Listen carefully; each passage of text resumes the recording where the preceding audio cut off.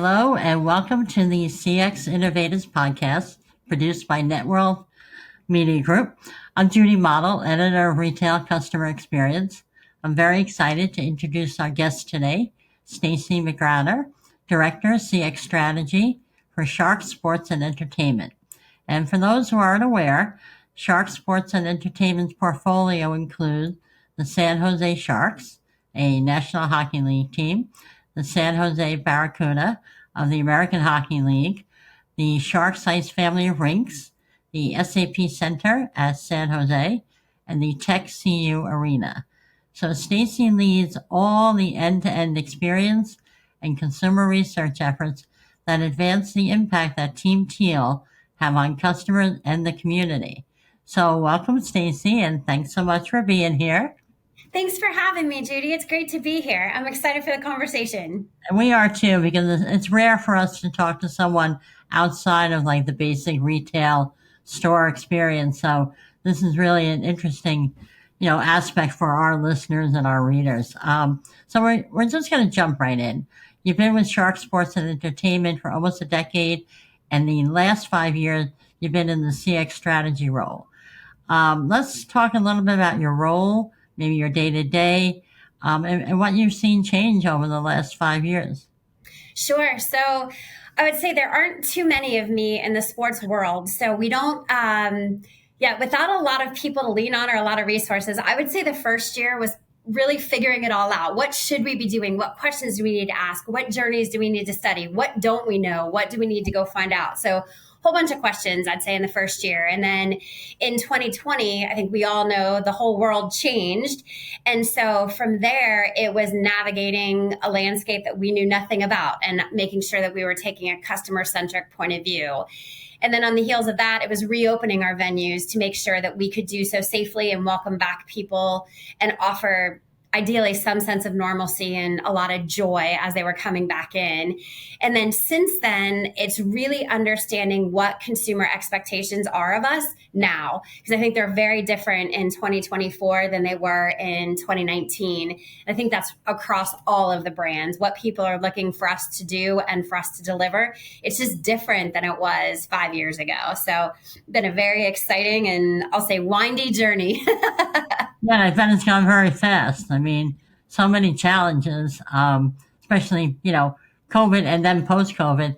And as we're talking about these different brand journeys, I was curious, I'm envisioning you have five or six whiteboards up and journeys, kind of mapped out. And yet some of your brands cross over into each other a little bit. So can you speak to whether they're siloed or whether there is a common theme or, anything about the strategies themselves? Yeah, so I would say they're all connected. So we look for connective tissue across all of them. A big thing for us to consider is customer lifetime value. So if we've got a kid who's 2 years old learning how to skate with buckets, we want to make sure that we're in touch with that child throughout his, her, or their life, whether that's through the Sharks, whether it's through the Barracuda, whether it's through a concert, whatever it may be. But we would like to be woven through that person's life forever if we can. So we look for what that connective tissue can look like, or some people call it the golden thread or the red thread. But having said that, we also know that we have people who are entering our brands at all other points of possible entry. So it's meeting them where they are and then crafting their individual journey. So someone who's attending a country concert at SAP Center is likely very different from someone who's going to an MMA event at Tech CU Arena, is very different than somebody who's bringing their family to a Barracuda game, is very different than a date night at a Sharks game. So whatever the job is that needs to be done, we're here to facilitate accomplishing that. But yes, the whiteboards that I have are like a fun house. So it's exactly what you would picture. Well, I'm thinking, as we talk about the skating rink brand, those are young kids. And if they like skating, they're probably going to like hockey. So they're like the future customer for the arena, the hockey thing, right? Yep. And then you have a lot of the consumers who come in to buy that item, from your retail, touch point for that fan or that hockey player, so there is there are a lot of different, customer journeys taking place. If we talk about the CX strategy as a whole, is there any top two or three elements that come into play? Like, is it the research? Is it the customer feedback? Is it, the marketing feedback that kind of drives your CX strategies? Yeah, so it's a great question. And I would say yes to all of those things. I think for me, when it comes to maybe tackling something that we haven't tackled before, I think the first order of business for me is what I call either firsthand research. So I'm just out there actually walking in the shoes of the customer.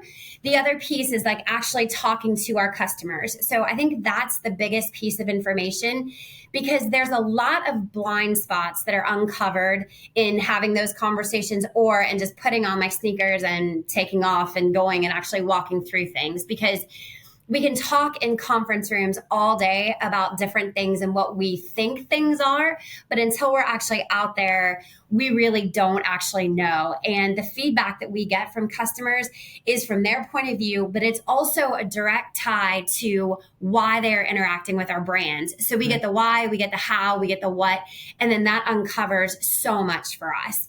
And then I think it's that information that then guides the rest. So what are the policies that we need to change? What are the processes that we need to change?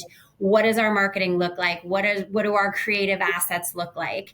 Right. And like going back to retail, what is our online shopping experience? Right. I mean, we can talk about it till we're blue in the face, but until I go and actually shop and check out, I'm not necessarily sure that I know exactly what that journey is.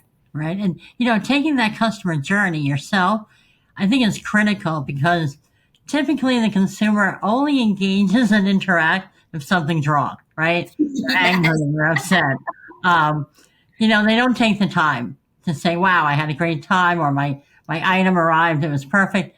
So, from what I hear from retailers anyway, a lot of the feedback is always like, this has to be fixed. But if you go out and you engage, you also kind of learn what's working. Mm-hmm. And, because there's no point in changing anything that's working, right? That old saying, if it ain't broke, don't fix it. Don't fix it. But I think that's exceptional, because, I don't think a lot of CX leaders see the value in that. Like being a secret shopper, being a secret, stadium attendee. And the business and the research part that you talk about, does that tie back to your years at Lane Bryant? Because you were a business analyst for them. And I wondered if those skills kind of have cropped up into your CX, role today. Yeah, absolutely. As my role kind of evolved with Lane Bryant, one of the things that I was privileged to do and that I loved the most was I was actually our home office contact for our field leadership team. And so that meant that I was getting to talk to regional directors from the West Coast, the East Coast, the Midwest, the Southeast, et cetera. And what I remember to this day and then use to this day is the individual and unique aspects of each of those markets. So our regional director for the Southeast had very different concerns and thoughts and inventory needs than our North.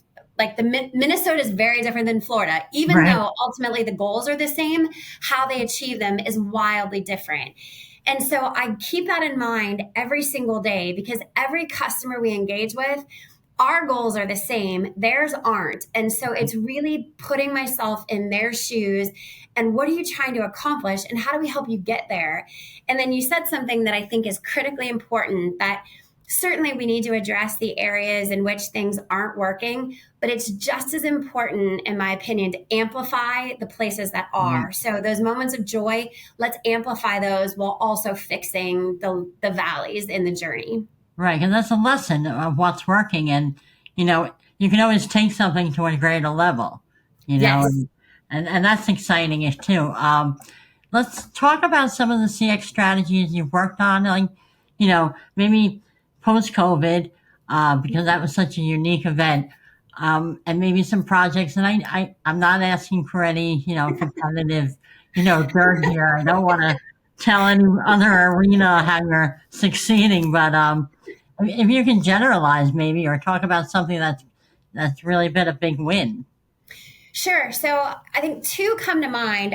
One is probably the best that I think might relate to the most people. So after reopening post COVID, we had some policies that had to change just based on the state's health requirements and a handful of other things. One of those was what I can say now was a pretty restrictive bag policy. So you either could come in with no bags or you could come in with, any women listeners will understand this, a small clutch. It was Right. 5x9x2. There were obviously exceptions for parents with children, medical bags, and things like that. But generally speaking, it was a pretty restrictive policy. And it didn't sit well with our fan base, especially on the shark side. So we actually worked very hard on the Barracuda side, so at TechCU Arena and with our AHL affiliate, because the restrictions and the policies and the requirements of the two leagues are different. So the NHL may choose to enforce things that the AHL does not. So we used the resources available to us to test different ways of entering and potentially what that could look like for different size bags. And we were able to, throughout the course of one AHL season, we were able to prove that we were not at all compromising on security, but that we were getting people in very quickly and with larger bags through frictionless screening. So we actually took that to the National Hockey League and said, look, here's what we learned on the AHL side. This isn't yet an NHL initiative, but it should be. So can you help us get there? And the NHL approved it for us. And so now when you come to a Sharks game, we've got frictionless screening, which means you can basically just walk right through. We were able to expand the bag policy to make sure that as long as it fits under your seat, you're more than welcome to bring it in with you. People are getting in faster. They're able to bring in whatever they need to bring in their bags that obviously is safe and is a permitted item. Right. They're coming in happier. They're coming in.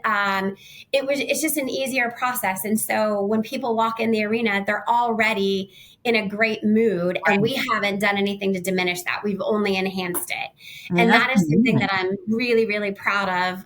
It was a team effort to get that accomplished, but it was huge and it meant a lot to our fan. And it was actually driven solely by fan feedback. We were seeing it in the survey data, and it was just one of those things that we're like, we should be able to do something about this. So what does that look like? Wow. And I mean, you might have made a huge impact for every other National Hockey League team and arena, right? I mean, that's what we hope. We all look at each other and say, hey, what's working, right? Yeah, exactly. Wow. I mean, you're absolutely right, because in any kind of event, especially, I don't know, a mother with kids, or, even just with a couple, you're carrying everybody's stuff. Yep. And to try and stress out about what can I take, what I can't take, that can put you in a certain mood, and you're not even at the event yet, Yeah, exactly. And we don't want you coming in frustrated. We want you coming in excited. Right. And leaving excited, right? Yes, exactly. So along those lines, any other tips or advice for other CX leaders?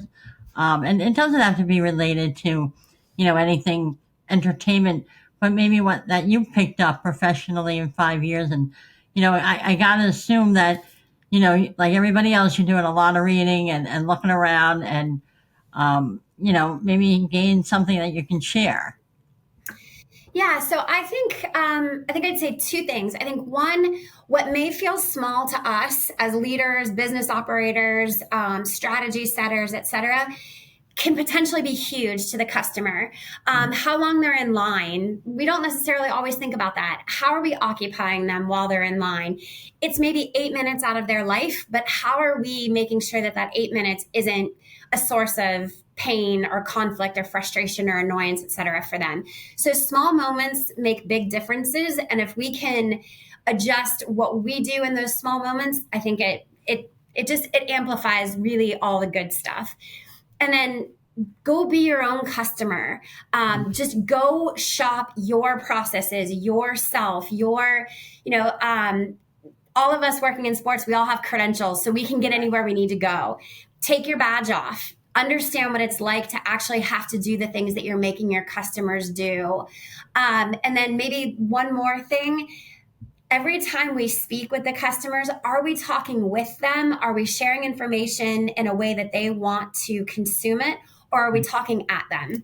And I think communication is a big piece of the customer journey that sometimes we don't consider when we are actually mapping out the whole thing. Right, because everybody's looking at their feedback on TikTok or wherever, and it's not Yep. coming out of their direct mouth. And that kind of ties to everybody who's working for all your arenas and rinks and everything, and distilling that kind of CX approach to them as well.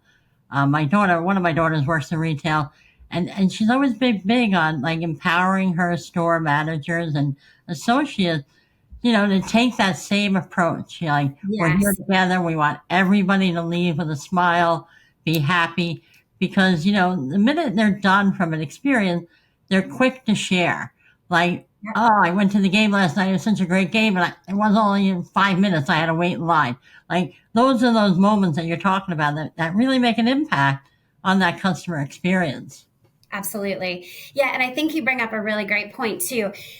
Never underestimate the power of the folks who are on the front lines. Right. Like I ask all the time, what questions are you getting? What are you hearing? What aren't we communicating to customers that you wish we would? Right. Because they're a wealth of knowledge and information. So if we can address a question that an usher gets 160 times a night, if we can address that on the front end, now suddenly they have 160 additional opportunities to surprise and delight a fan. Right. So never underestimate the power of them as human beings and the information that they possess. Right. And that goes to their own experience as an employee. Exactly. And retaining and recruiting people is hard enough, where they feel like all they do is answer the same question 5 times a day over and over and over. I think I'm going somewhere else, right?